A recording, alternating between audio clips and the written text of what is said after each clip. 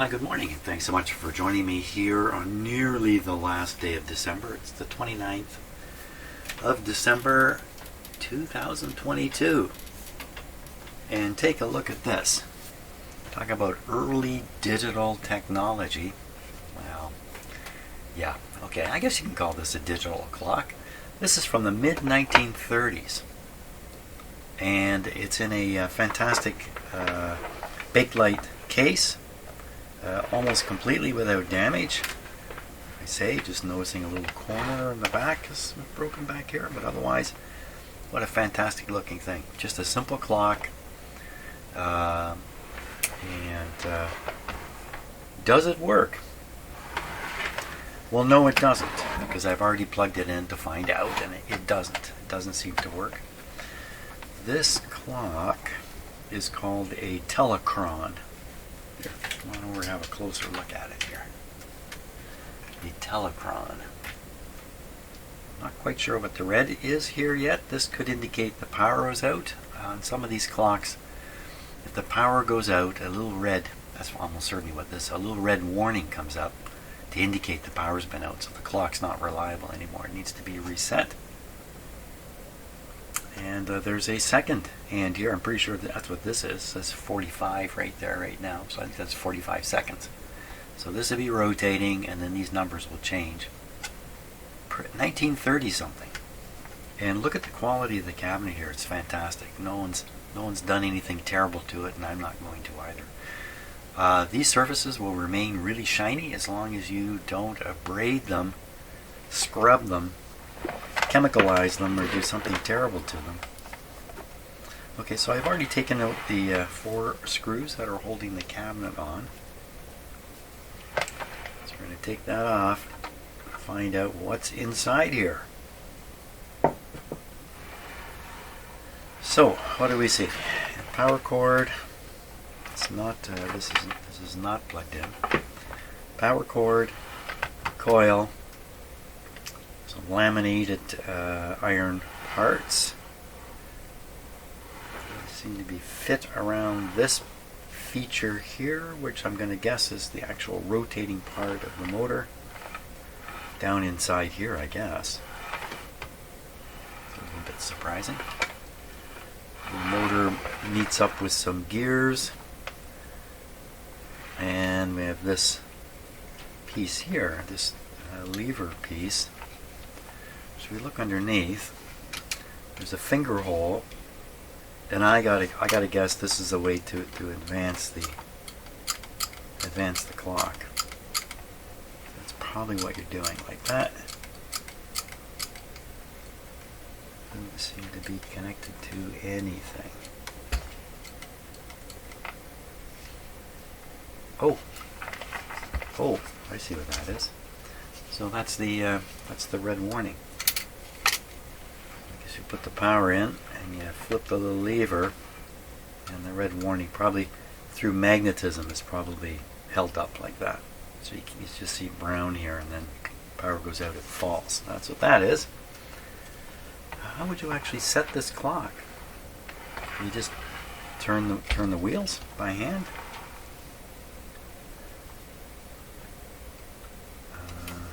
Well, there's a big hole here. You must reach up. Sure enough, you just turn them by hand. Okay. These turn so freely, it's fantastic. Well, there's certainly no lubrication issue here. It takes almost no effort. Oh, that's interesting. And there's a spring back here.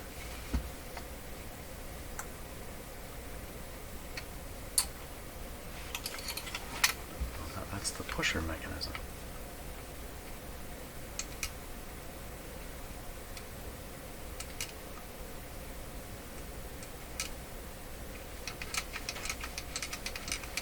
Okay, so the 0 is just going to enter the window here. 230, 231. Such a simple mechanism.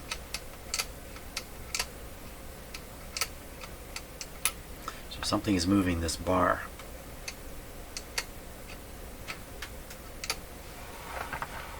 And, so now, can we get the second wheel to turn?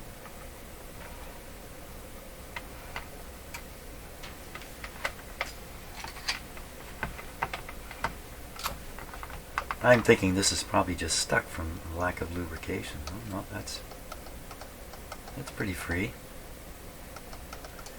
The motor itself could be stuck. Okay, there's another gear down further here. I can get a... No, that's definitely not stuck.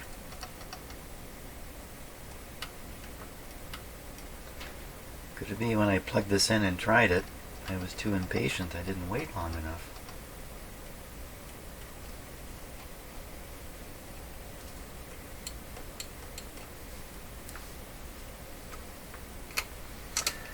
So I have put an ohm meter on here. It's about 700 ohms in this coil. The coil has a number 60 on it, which I have to assume means 60 hertz.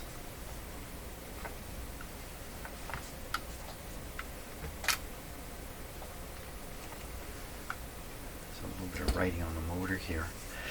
Now here in Canada, in the 1930s, most power systems were running at 25 cycles, or maybe 50, but I think 25 was the frequency of power in Canada, where power existed. And then after the Second World War, with so much labor available, it was decided to unify the electric system across Canada at 60 hertz, and with the United States, which was also operating at 60 hertz. I don't know what was going on in the States. They had a 25 hertz system here and there, probably did, or a 50 hertz system. So during that time, if you lived on a regular street with power, a truck would pull up from the power company and they'd be there to change your clock motors. Now while crews were connecting you from the old 25 cycle or 50 cycle system, whatever it was, to the new 60 cycle system, putting new wires into your house, other crews would be coming in, taking the clocks out of your house, taking them out to their truck, take the clock apart and replace the motor. And of course in the truck they stocked all kinds of clock motors. So you could guess that this got changed during that period. As a guess. I don't really know for sure. But it does say 60 on it, so I don't think 60 hertz is a problem. I don't think it's an explanation for why this is not operating. Well, let's plug it in. Oops. And get it going. Well, let's plug it in and try to get it going. Okay, so here we go. There's no switch on this to turn it on or off. 110 volts on it. I would have to say there's absolutely nothing happening. Is there some wild chance that the voltage didn't make it to the coil? That's very unlikely. Let's find out.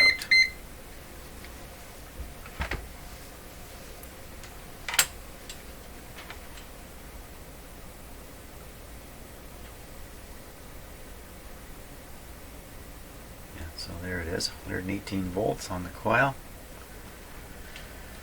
And I checked the coil's resistance, it was 700 ohms. That's its, not its impedance, but its resistance. So why are you not operating clock? Is there any magnetism here? Oh yeah. Lots. So why are you not moving clock? See if we can give a little help. Okay, so the numbers are going to go, it's going to rotate this way.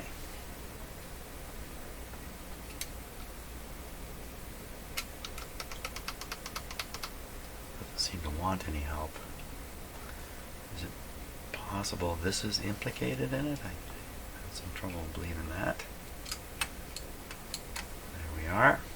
Definitely the magnetism is holding this up. My whole screwdriver is shaking, vibrating if I hold it close here.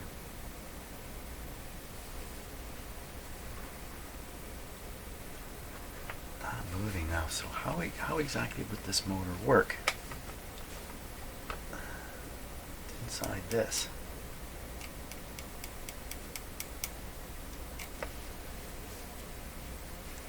There'd be a, oh, this is sealed. I was thinking this was open, but it's not open.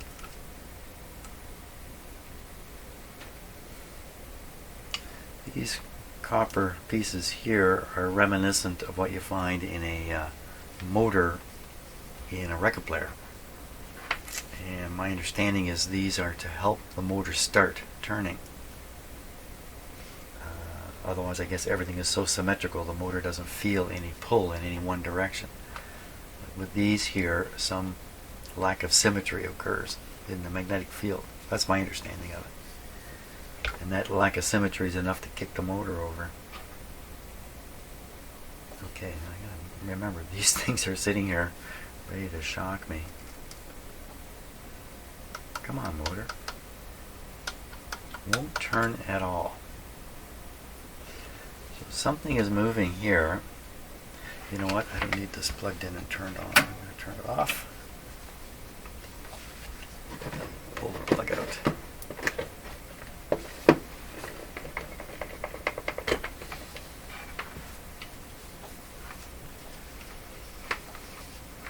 So I'm able to, there's a gear coming right off the motor here.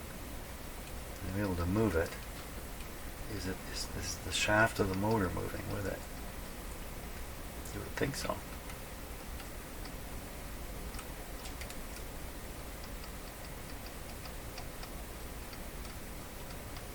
What's limiting it?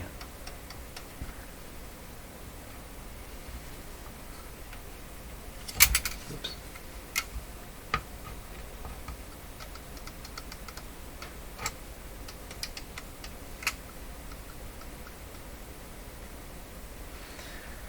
Looks like as this turns around, there's probably a cam or something down in here, catches this piece, causes it to turn.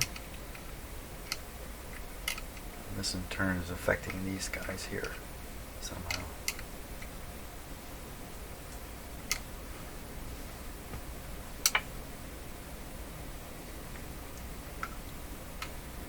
So in terms of disassembling this, yikes. That's if this is really well designed, it's been designed so the motor can be taken out pretty easily, relatively easily. So it's got these two screws here. This one's recessed, this one has a washer. There's cracks all through it here. Now I've already turned this screw back a little bit. As soon as I saw these cracks, I backed the screw off just a little bit. So but this probably happened a long time ago. Someone over tightened this screw. Looks like it probably cracked, and then the washer was included. Looks like a piece is broken right out of it here. But I don't think that's affecting the motor. So you can take the whole thing out pretty just with these two screws. Out it comes. And what would that give us? Not much. Okay, there's a lever.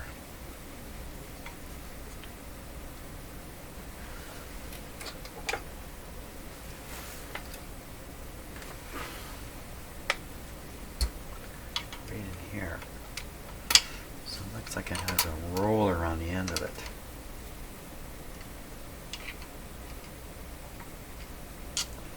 That wouldn't be enough to stop the motor. The roller's a little bit stuck.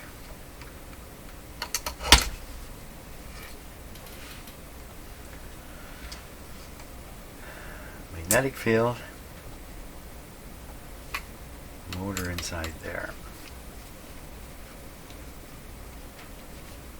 It's going to be a synchronous motor because they're going to want the motor to spin at a very precise rate because it's driving a clock. We'll use a synchronous motor, same as a record player, give you a very fixed motor speed. This one's fixed at 0 right now. So what can be wrong inside these motors? Now, I don't think I have a motor. What kind of motors do I have to take a look at? Okay, I'm really not sure how this is going to help, but here are my motors. Hey, there's a motor right there, the same sort, right here. Let's see what we got here. All kinds of motors in here. Okay, set these aside. So almost certainly what's inside this is this rotor. And it's just basically a solid piece of metal. I'm sure it's been constructed in some special way, but there's the copper pieces I was referring to. Right here and right down in here. Designed to give the motor a start. And there's the coil. It's very simple. Just a coil. Goes right in the wall.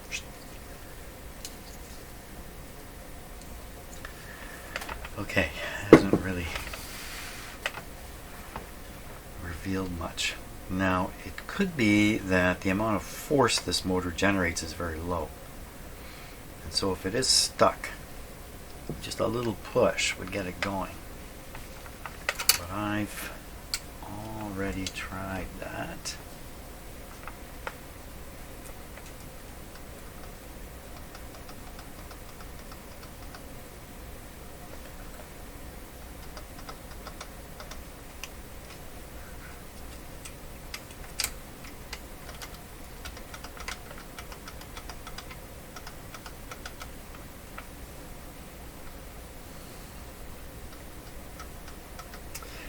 The motor's able to turn, but then it's blocked. You would think I could move it, and when I let go, it would move a short distance, turn a short distance, until it was blocked again. Okay, power on. Ooh, saw this thing jump. So I'm going to move the rotor a bit and see if it kind of snaps back.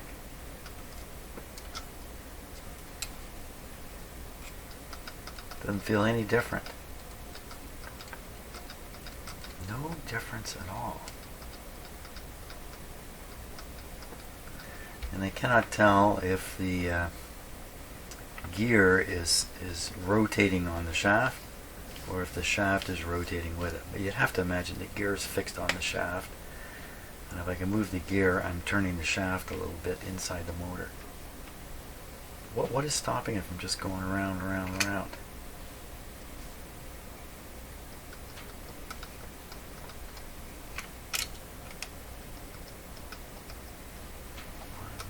I could just spin this,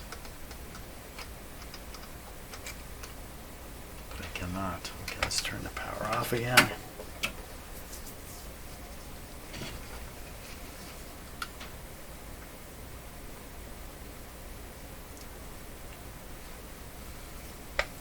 There's an oddly shaped plate here, so I can move the shaft in and out of the motor too. I'm doing this.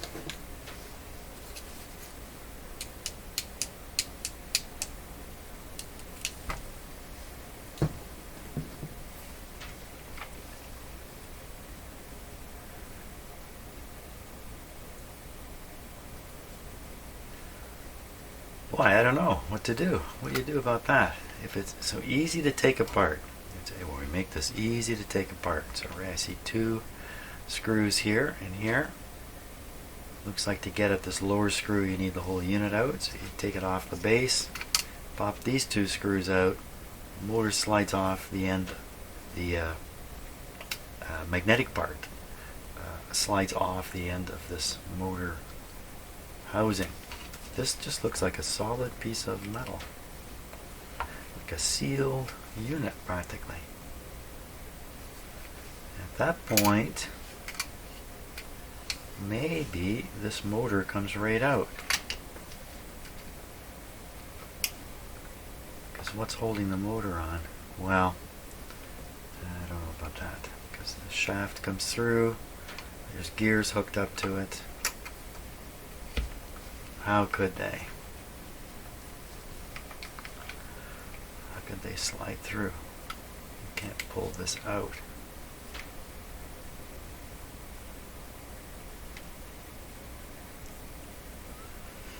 Doesn't look like it's possible to change this motor easily. These pieces, they must be fit onto this shaft, and it's got to be pretty firm fitting. How have they done it? And then, so let's suppose I could get the motor out. Now I got the motor out. Motor's out. What am I doing with it? My only hope is the motor is stuck inside here and somehow I can loosen it up, even though I have lots of evidence it's not stuck. Why is this only moving a short distance?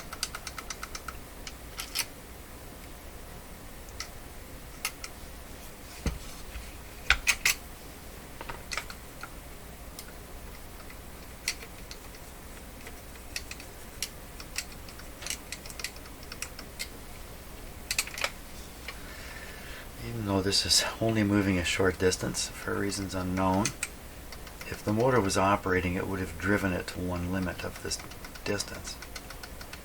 But it didn't, though. Didn't seem to do a thing. Another possibility is, for some reason, this starting stuff isn't happening.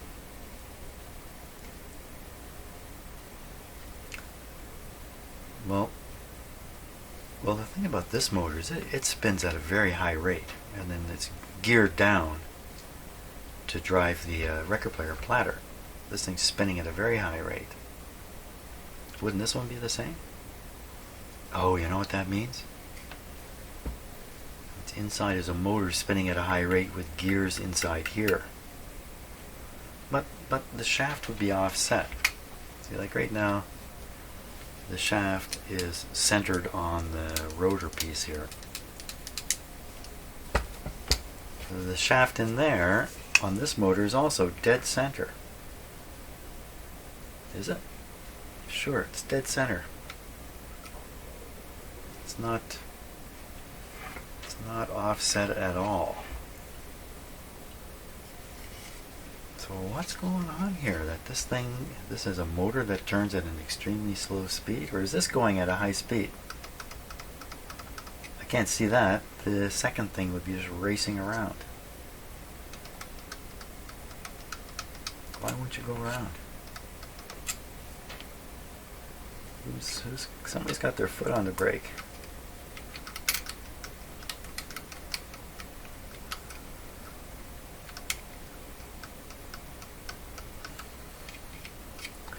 What could possibly be blocking this from moving? It would have to be up in here, I think.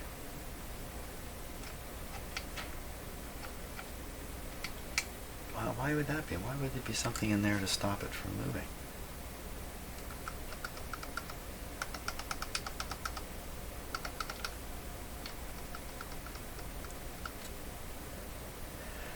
So can there be play in the motor somehow? There can't be any play in this one. This thing is fused right onto that. There can't be any play. So I can't do it with that one. I can do it with this one. Could the motor be turning inside, but it's no longer driving the gear? It's slipping. That doesn't seem possible.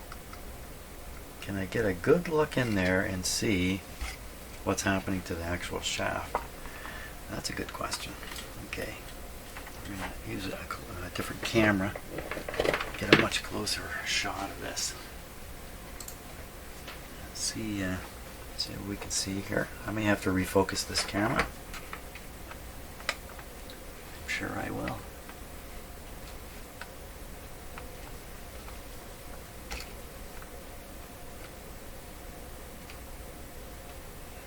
Okay, I'm going to have to do the focus thing. Let's put it like that. You're going to have to just bear with me for a moment.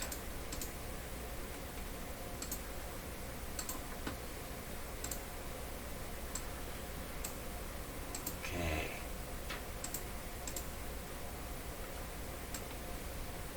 I want to get a look at the shaft of the motor. It's just a little tricky with this camera.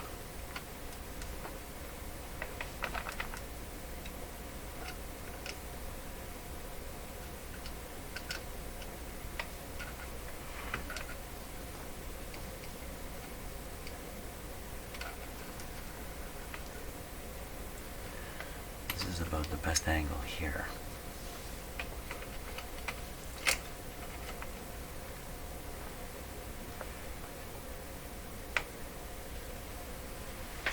And just focus a little better right on the shaft.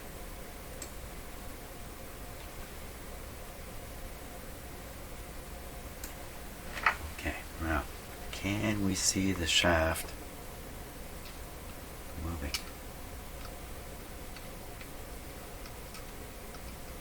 Yeah, I would say the shaft is moving in and out.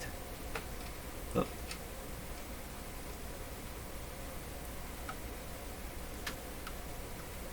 And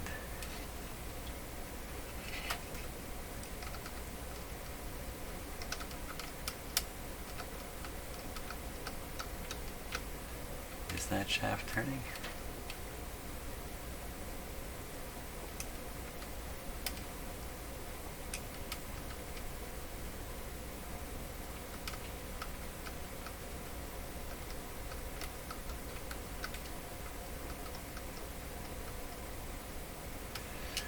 Fooled by the reflections. I'd almost have to put a mark on it.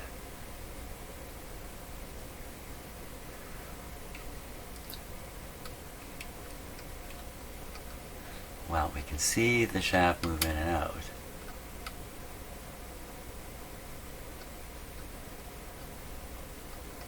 It's got to be rotating. What is keeping it from rotating right around? Something has broken inside the motor. Something inside the motor housing. That's like a fat chance kind of deal there. What would break inside a motor housing? It's just a big wheel going around in there.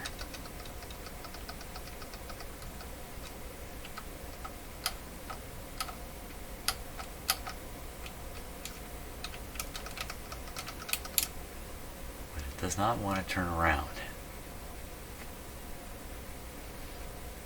I would think I should be able to just reach in there and just advance that in one direction, either direction really. The rest of the mechanism is on the move.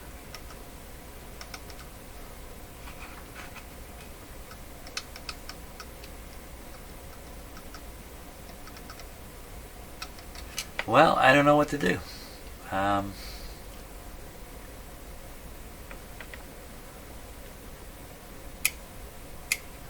Spring there. Oh. Well,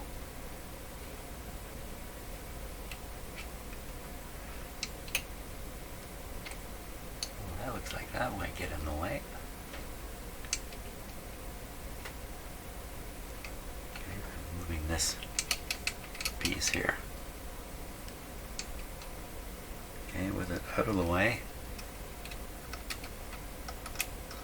Appears to be out of the way.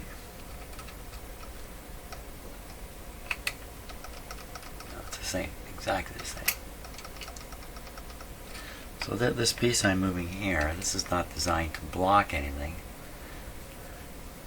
This cam is going around, and it's not a circular. It looks circular here, but it's got a flat side to it.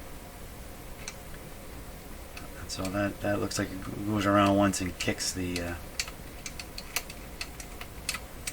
kicks this.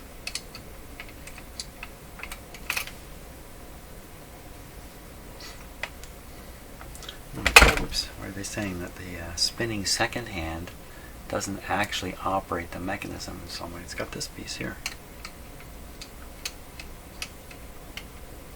Oh, that piece has nothing to do with the seconds.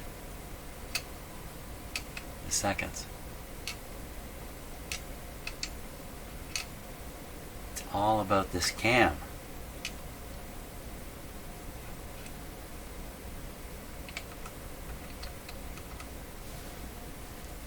All about the cam.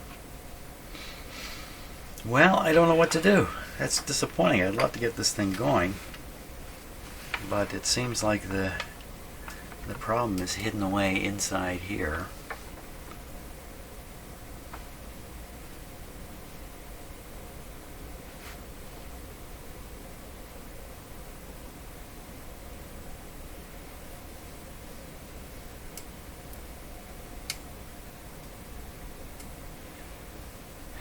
There's a chance this is sealed here.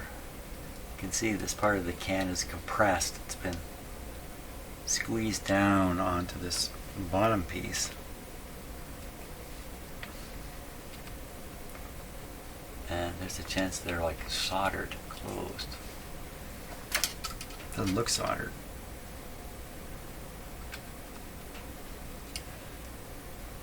Would this be separable?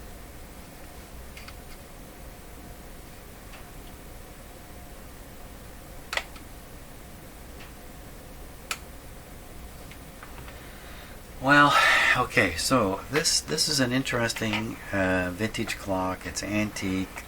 They're around. I see people trying to sell them on eBay, going for $100, $200, something like that. Now, if I go further, I stand a chance of damaging it, doing something stupid to it, and wrecking it. I don't know what's wrong with it. I'm pretty sure whatever's gone wrong has gone wrong in here, and I'm guessing it's really not repairable either, but I don't know. Now, other people are going to know. Somebody's going to know this. You can separate this out and take it apart, do something to it, and put it back together, and bingo.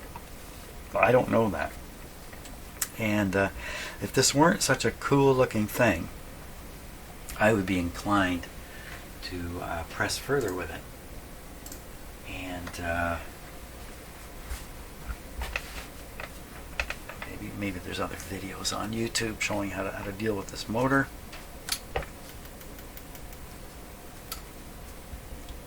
But for now, I don't think there's anything more I can do without taking undue risk of ruining what's here. And what's here?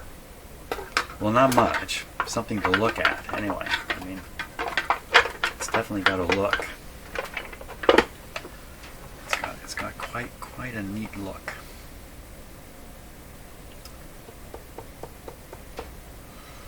It would take a lot to make it look different than that. I'm gonna have to smash a lot of stuff inside it before it stops looking like that.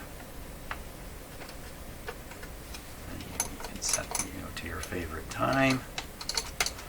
For my wife, it would be 4:26. That's our magic number. Do you have a magic number? That's our magic number. Used to be our address in the particular house we lived in a long time ago. Okay, I don't know what to do. Gotta stop. Drink some coffee. Lots and lots of information on the internet about these clocks. Here's a website called techronclock.com. And in it shows some of the failure modes of these clocks. And the first one you're going to see is almost certainly what's happened to the clock I have on my bench. This is the lubricant, which is slowly drained to the bottom of the clock here and then turned from lubricant into gluebricant, gluing everything up. This material has to be removed or dissolved somehow. This is probably very similar motor to what's in my clock, with the front part taken off. So you see the gear is offset from the center. More gears in behind here, driving this little guy. It's possible. and it'd just be all solid inside here or stuck and glued up in various ways. There's some more shots just for interest's sake. What can go wrong with these guys? This is the gearing system. The gearing system in this clock is right open and it looks fine, but I don't see piles of lubricant on it. It's an example of what can happen to some of the gears if you look close. The teeth are worn down in certain areas on this gear. Pivots. So I think they're going to be looking at this wear in here, perhaps. Bushings wear into an oblong pattern further destroys the gears. Just various ways of wearing out. Very badly worn bushings. Right in here, I think, is how worn out it is. That's probably good. Yeah, it says normal there. That's good. That's what it's turned into after years and years. So it's reasonable to assume the problem with this is the internal movements of the motor are stuck solid. A little bit of play I'm getting would be gear play against this gear. This gear may be stuck solid. This one may move a little bit, but I bet you it's stuck solid. So what do? Well, I think I have to take the motor out and good luck with that. I think that's what I gotta do. Okay, taking the two screws out. It's badly cracked. I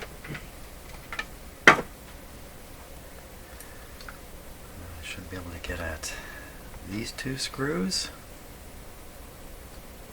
Looks like the motor will come off.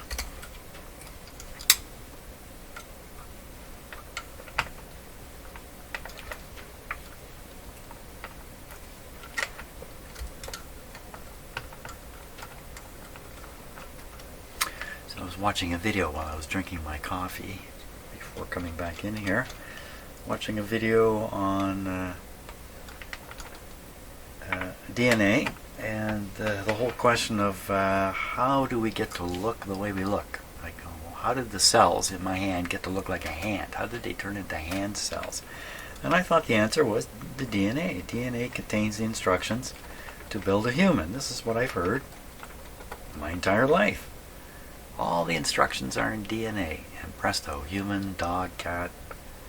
Well, this video starts out with saying, well, no, that's not true. The DNA enables the creation of proteins. Proteins are little machines in us.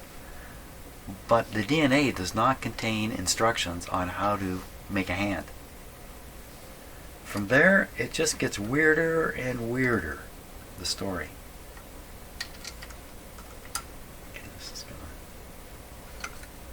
Slide right off. Yep. There we go.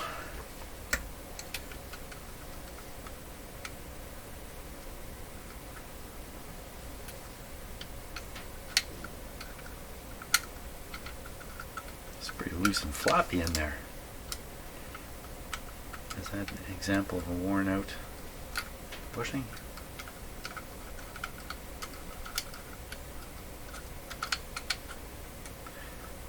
Mostly held in place by this, fixed in place.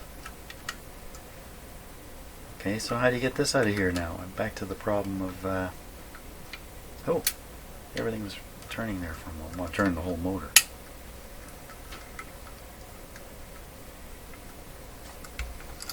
Maybe I have a little more control over it here. Sometimes what I think you need to do in a situation like this is break the stickiness in the mechanics.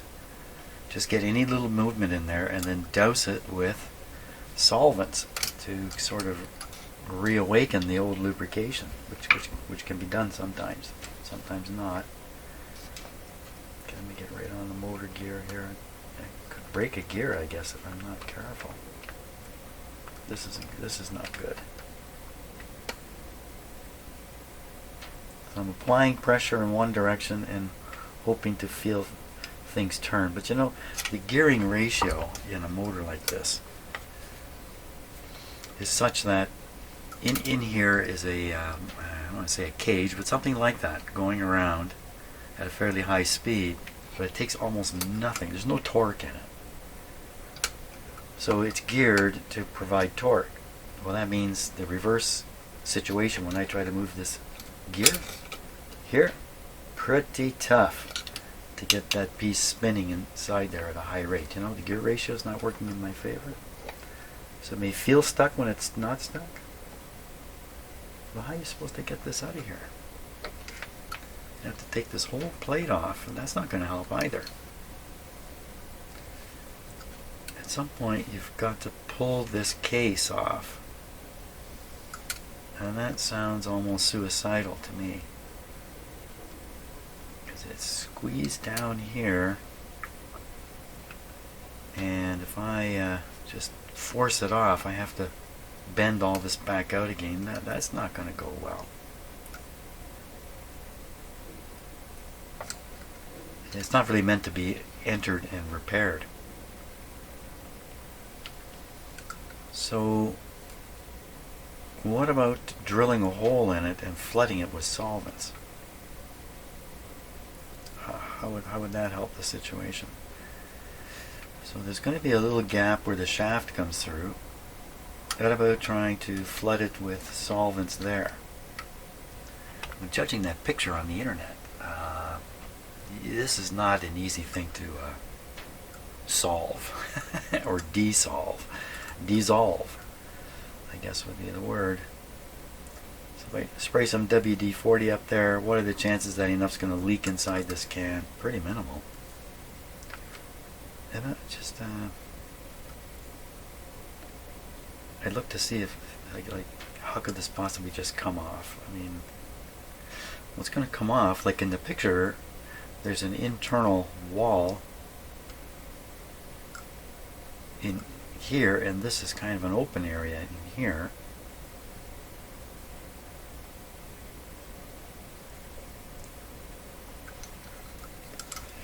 Sometimes they will dimple these kinds of things. You can spot the dimples, and you know where it's actually locked in. This looks like the whole lower piece has been formed, squeezed, pressed. Just a fat chance of getting it off. Get a little more pressure this time. I can't even hook it.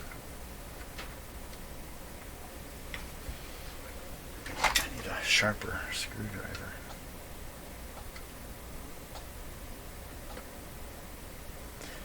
What I'm looking for is any movement of this outer shell relative to the bottom plate.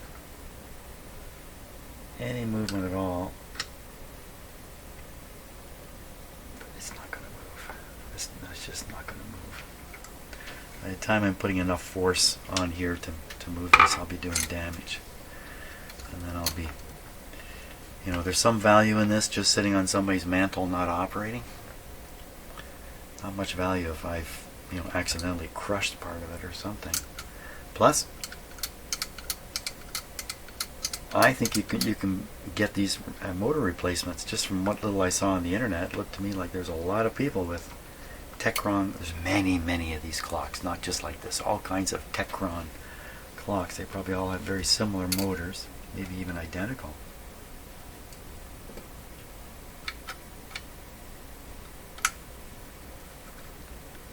How am I going to do this?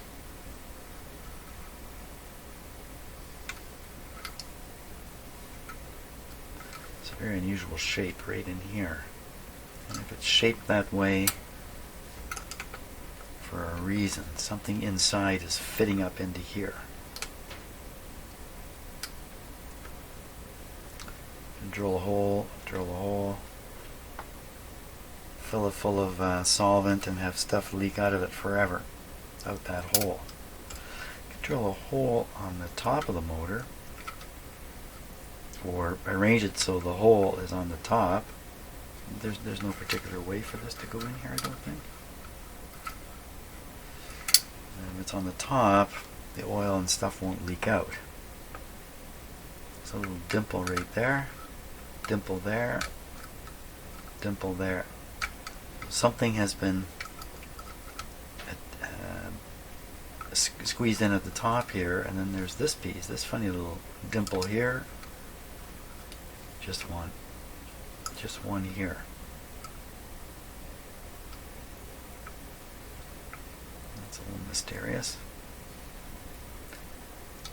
Telechron B2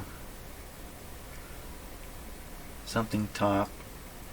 Looks like it says 8NK or something top. Bunch of numbers. Looks like RPM 1. Looks, it says 1 RPM 60 C something or other.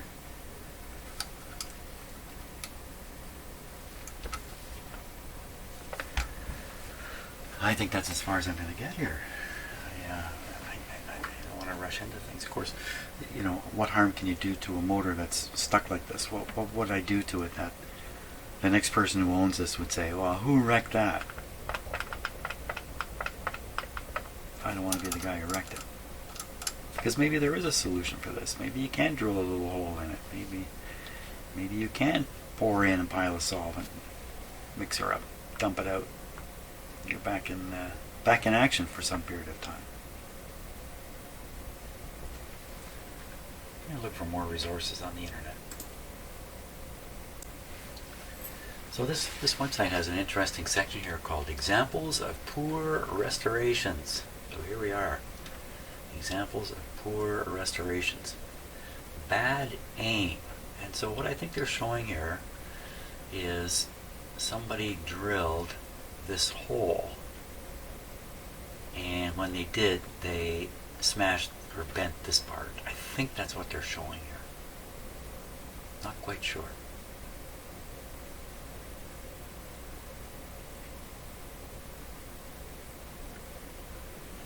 Notice the mushroomed drill hole binding the gear. So here's the piece that sticks up in that little housing hat here. This looks like this is the part that's actually driven. And then we have a gearbox with a lot of gears in it. And then we have the drive gear exposed at the bottom. This is all covered in the cover. So if you're going to try to get a lot of solvent in here, you'd have to, well, pretty much you get any solvent in that can, and you can make it get into all these parts, but you need a lot. Drill took out a chunk of gear. I think that's what they're showing right here. So somebody drilled a hole in the can and hit this gear, which is what I would be concerned about. There's another poor repair practice which uses a hole closing punch. Never heard of that. Hole closing punch to tighten up worn bushings. This is a short-lived repair. Proper repair practice: replace the bushing with a high quality KWM Virginia. Uh-oh, this is way beyond me.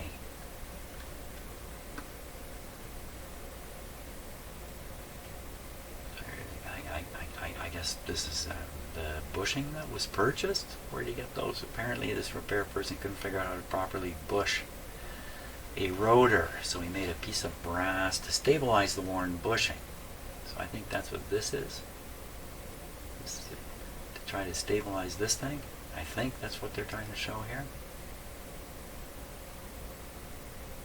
Someone stuffed a piece of wire into this badly worn bushing. So here I'm gonna guess this is supposed to be a circle, and so they just kind of stuck this in here as a spacer to try to make this more circular. I don't slice open rotors to remove and rebuild gear trains. It shortens the critical length of the case, makes future rebuilds more difficult. It looks like this repair person had used a pound of solder. So somebody has cut theirs open. I guess they cut it right along this edge here, and then soldered the whole thing back together. Wow. Wow. And what's the advantage of that? Like, he's got them right off on his table here. Like, if you can get them right off, why would you do this? is he didn't know. So he's got it off down here. This is the part that's squeezed down on mine. How did he do it? Just it looks nice and round. How did he do it? Can you just muscle it off? That's the end of that. Well, there's lots of examples here how a person like me, not knowing what I'm doing, would damage something which is salvageable inside. Look at these little holes here. They look like lovely places to pump in some solvent. And what about me doing that? What about so this drill going in here would be coming onto this surface here. You assume this surface is shoved up inside here and it's right tight, tight to this wall. So drilling through here would drill you right into here.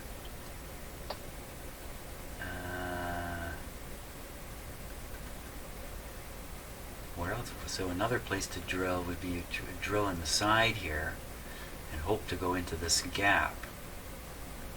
Hope being the operative word. Another one is drilling in here, very close to the collar here, because you'd be drilling into this gap space, and there's a lot of gap there. You could easily drill in here. Now, you drill into here, and some metal bits are going to fall inside. You're not going to get them out. That can't be particularly good for it. Looks like there's little holes here. Probably lots of holes for the lubricant to flow through. So you drill a little hole, pump this thing full of alcohol, swoosh it around, and give it days to try to dissolve the oil in here. If that's even a correct assessment of the problem with it. And the troubleshooting tips we were actually looking at here, we went down them all, showing us what can go wrong. Facts and gallery. Purchase Telechron parts. Telechron clock motors. Motor B, motor H, motor S. Coils, data, manufacturers, date codes. Well, what's a rotor B? Kinda looks like the one I have. What's a rotor H? Kinda looks like the one I have. How about a rotor S? I guess what they're showing is this outside dimension is the critical element of that. That's what it looks like. Now, the thing about the motor I have is the drive shaft is coming out of the center. So there might be like a cap over this. This gear is hidden from view, and then there's another gear posted here with a center. I don't know about that. They all have this off to the side. They must all be the same. You have internal gearing. Look at the seal on this thing. 15-tooth gear.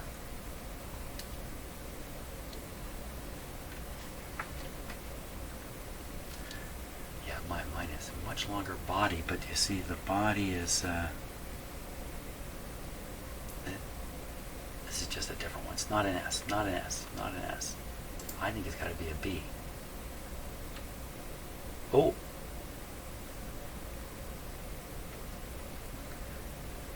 Telechron B2 motors, one of the earliest B-style motors, started out as in a copper case, was later switched to brass and nickel brass. So is that nickel brass I've got there? It doesn't look like it. Most common output shaft configuration, the hollow shaft, 9 small tooth gear, hollow shaft used to accept clock second hand, and the gear runs the clock's hour-minute hand movement. Well, you know, that's true. On my clock, this shaft exists, and on there is the camshaft that operates the minute. And behind it is a gear. This gear doesn't look like this at all. It looks quite different. It's a large gear. But this gear is used to drive the seconds.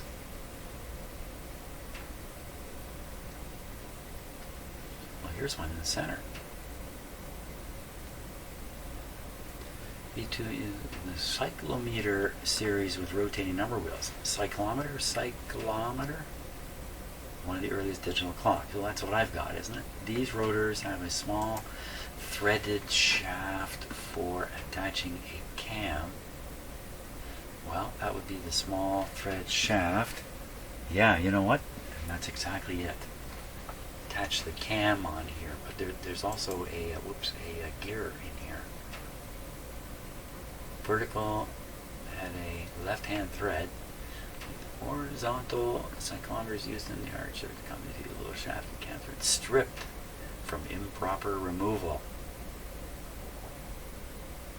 See, this one's just got the gear right in the center. Very much what I've got going here. So my gear is totally different looking.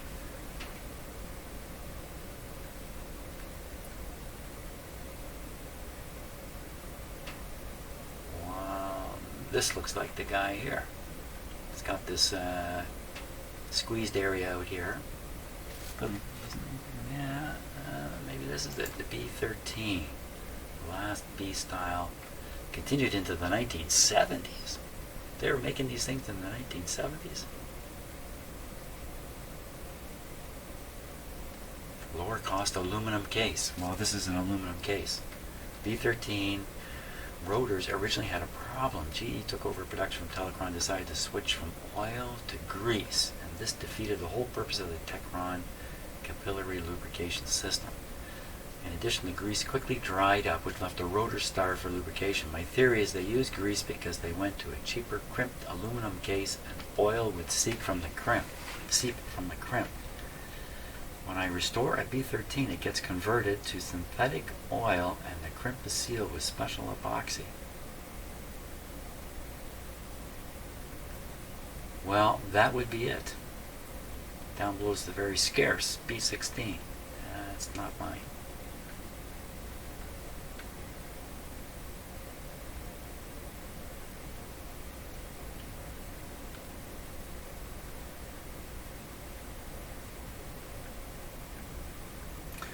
Wow.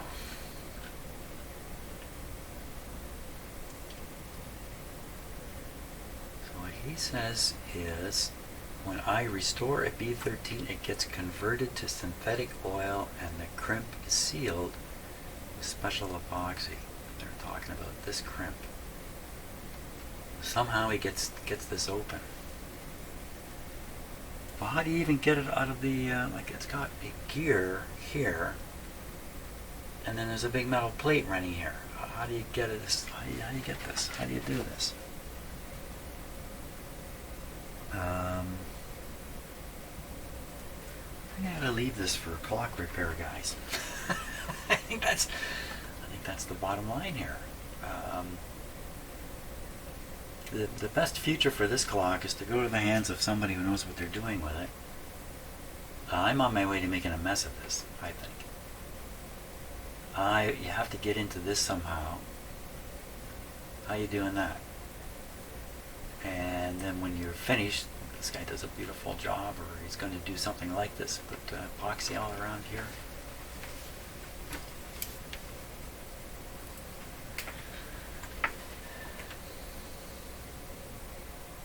Time for me to stop and think. Okay, so giving this some more consideration. I really think the best thing I can do is just put this all back together and send it back to its owner. It's going to a small store, not a small store, but a store that sells antique things and whatnot. And I think, I'd rather say to them, no, there's nothing I can do about this. Too bad. As opposed to, I tried, I drilled holes in it, I've ruined it. Here you go. I don't want to try it. So. But I think, if this were mine, I would continue. I would drill holes right in this collar area here, and I would pile in a whole bunch of solvent, and I would hope after days and days and days that somehow it would loosen up inside and start operating again. I don't think that's very likely. I think it needs more work, and I think it needs somebody who knows what they're doing with it. not me, because I think I'm going to wreck something if I continue on. So unfortunately, I can't guarantee every project's going to come to some kind of great success. This one's not, and I'm just going to put it all back together. And the next project actually is just sitting right over here, and it's a radio. Hey, I kind of know my way around radios, so I think I'm better off working on a radio than a clock. So thanks a lot for watching. I can't guarantee the outcome of any of these things that I'm doing here. See ya.